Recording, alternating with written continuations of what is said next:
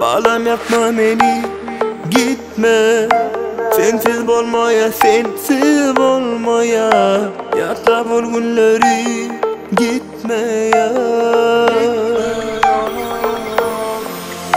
Söyleyen dinle seni, gitme. Yürek olmaya, sensiz olmaya. Beni terk etme.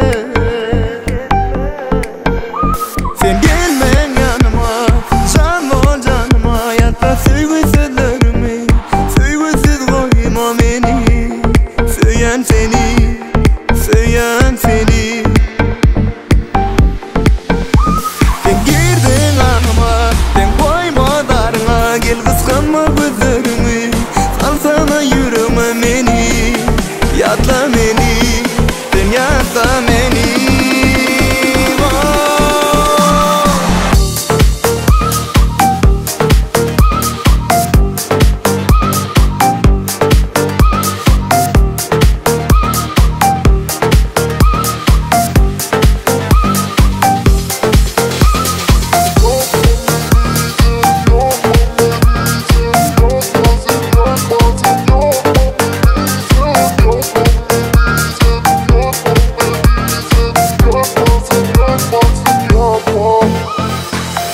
Sensiz saatlerim geçmez. Günüm ötmeye, damım atmaya. Yüreğimi yoda atmaya. Hiç senden yine yetmez.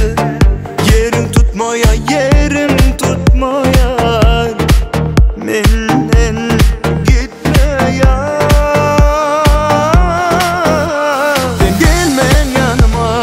Can ol canıma, yatla sevgisizlerimi, sevgisiz koyma beni. Söyleyen seni, söyleyen seni.